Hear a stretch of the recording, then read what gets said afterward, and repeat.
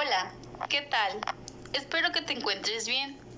Mi nombre es Celia y junto con mis compañeras Karime, Claudia, Alma y Mónica, estudiantes de la carrera de Biotecnología del Instituto Tecnológico de Sonora, hablaremos acerca del ciclo del nitrógeno, dirigido hacia todas las personas, estudiantes y maestros interesados en conocer el tema, con el objetivo de ampliar el conocimiento que se tiene de este y conocer las fases que lo conforman, así como las consecuencias de su mal uso en exceso, porque ¿realmente conozco el impacto que tiene en mí y en la vida misma? El nitrógeno es un elemento químico en condiciones normales, es un gas incoloro, inodoro e inerte. Todas las formas de vida dependen del nitrógeno, ya que este se encuentra presente en proteínas y ADN. Son pocos los organismos capaces de asimilarlos, pero entre ellos se encuentran las procariotas como las cianobacterias. Este es un nutriente limitante común en la naturaleza y la agricultura. Un reactivo limitante está disponible en cantidades mínimas y por lo tanto limita el crecimiento. Cuando los fertilizantes que contienen nitrógeno y fósforo llegan a los ríos y lagos, pueden provocar florecimiento de algas. Esto es conocido como eutrofización. Elemento versátil que existe en forma orgánica e inorgánica y a la vez en diferentes estados de oxidación. Esta tabla nos muestra el compuesto y su número de oxidación. Los distintos reservorios de nitrógeno son atmósfera, rocas sedimentarias y océanos. En la naturaleza, la mayor parte del nitrógeno disponible se encuentra en forma inorgánica, como amoníaco, nitratos o dinitrógeno, a pesar de que este último es el más abundante en la atmósfera, componiendo un 78%, son muy pocos los organismos capaces de usarlo como fuente de nitrógeno. En las rocas sedimentarias se encuentra en forma de nitrógeno fijado, no intercambiable, por lo que este está directamente disponible. La meteorización y la degradación biológica liberan amoníaco de estas rocas. Y los iones amonio, nitrato y nitrito se encuentran como sales muy solubles en agua.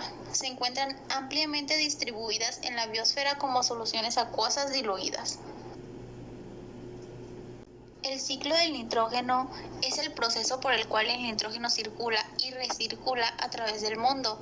Esto se refiere a un conjunto de procesos químicos y biológicos que permiten suministrar nitrógeno a los seres vivos para su desarrollo.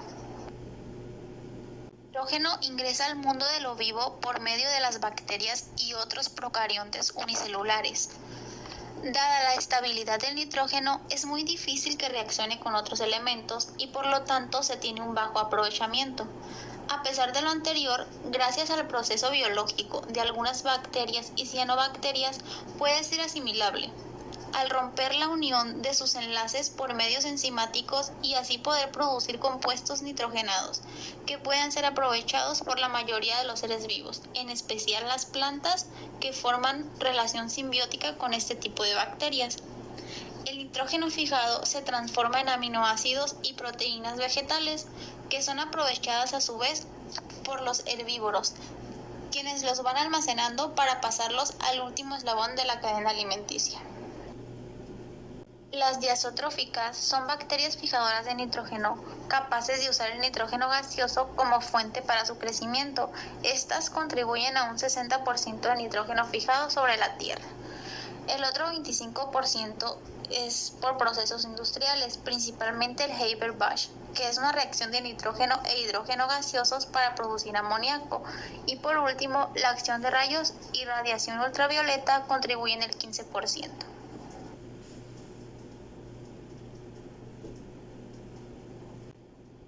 Las etapas del ciclo del nitrógeno son 6: fijación, nitrificación, asimilación, amonificación, inmovilización y desnitrificación. La primera etapa es la fijación. El nitrógeno contenido en la atmósfera de la Tierra es absorbido por las plantas, una vez que el nitrógeno que se encuentra en forma de gas se transforma en amoníaco, debido a la acción de ciertos microorganismos que hacen vida en el suelo y el agua, quienes se encargan de descomponerlo para que las plantas utilicen los nutrientes para mantenerse vivas.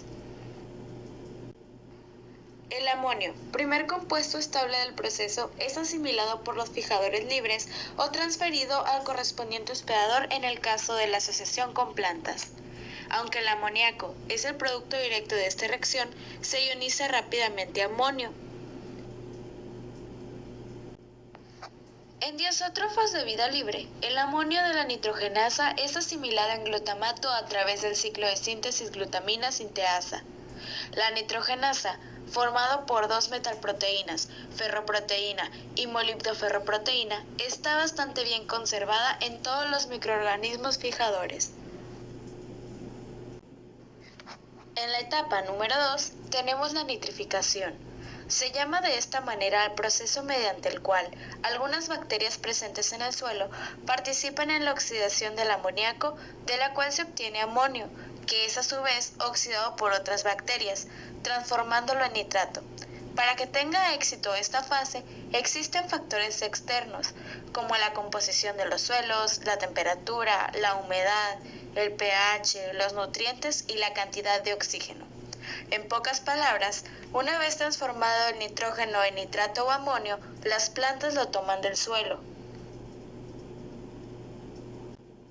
Las enzimas clave necesarias para obtener energía durante la oxidación del amoníaco a nitrito son amonio monooxigenasa e hidroxilamina oxidorreductasa. En primer lugar, es una proteína transmembrana de cobre la que cataliza la oxidación del amoníaco a hidroxilamina tomando 2 electrones directamente del grupo de quinasas. Esta reacción requiere oxígeno. En la segunda etapa, un multihemotimérico HAO convierte la hidroxilamina en nitrito en el periplasma con la producción de 4 electrones. En la tercera etapa tenemos la asimilación. Según Ciciana, Centro de Información y Comunicación Ambiental del Norte de América, dice que justamente en esta etapa del ciclo, las plantas se impregnan del nitrato o del amoníaco, aprovechando la capacidad de absorción de sus raíces. Y ahí inicia el proceso de asimilación y transformación del elemento en nutrientes, fácilmente aprovechables por los seres vivos que las consumen. Cuando los animales consumen los tejidos de las plantas, también asimilan nitrógeno y lo convierten en compuestos animales. En esta fase no actúan bacterias. La cuarta etapa es amonificación. Los compuestos proteicos y otros similares, que son los constitutivos en mayor medida de la materia nitrogenada aportada al suelo, son de poco valor para las plantas cuando se añaden de manera directa. Así, cuando los organismos producen desechos que contienen nitrógeno, como la urea presente en la orina, el ácido úrico en los desechos de las aves, así como los organismos muertos, estos son descompuestos por las bacterias presentes en el suelo y en el agua, como Acetobacter y Clostridium, liberando nitrógeno al medio bajo la forma de amoníaco. En este nuevo proceso de integración de nitrógeno al ciclo, las bacterias fijadoras llevan a cabo la digestión enzimática, por lo que el amonio se degrada en compuestos aminados, como proteasas, peptonas y al final en aminoácidos. Es por esta razón que el proceso se llama aminificación.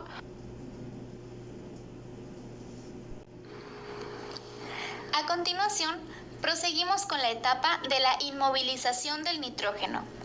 Esta etapa del ciclo del nitrógeno se define como la transformación de los compuestos inorgánicos de nitrógeno, tales como el amonio, amoníaco y nitrato, al estado orgánico. Esto ocurre porque los organismos del suelo asimilan los compuestos de nitrógeno inorgánico y lo transforman en constituyentes nitrogenados orgánicos de sus propias células y tejidos.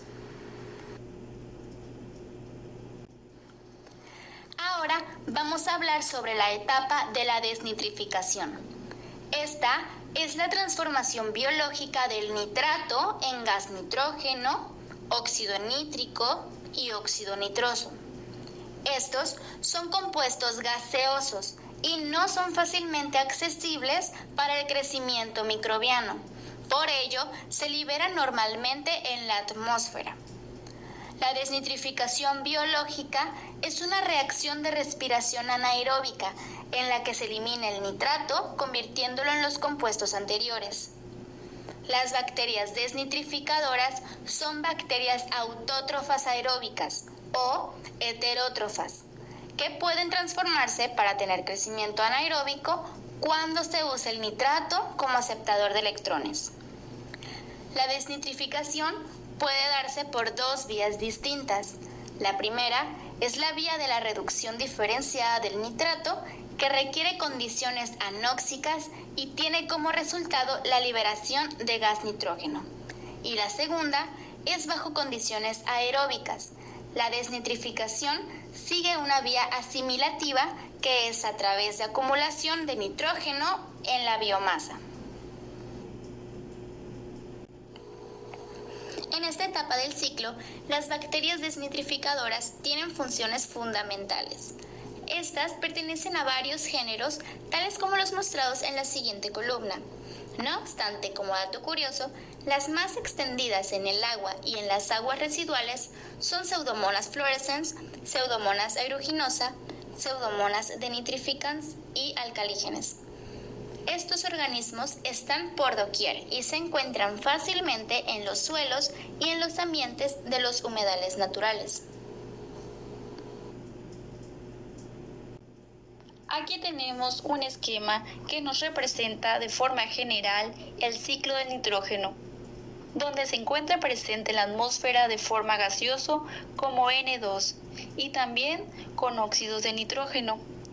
El nitrógeno puro se fija mediante bacterias en forma de amonio que se puede transmitir a plantas y animales directamente o se nitrifica para obtener nitratos del suelo, para ser también asimilables por las plantas.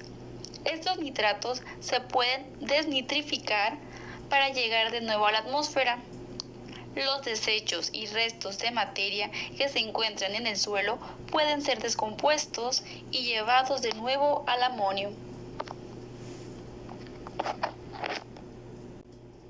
En las actividades humanas y el ciclo de nitrógeno, ciertas acciones por parte de los humanos están generando cambios en el ciclo de nitrógeno.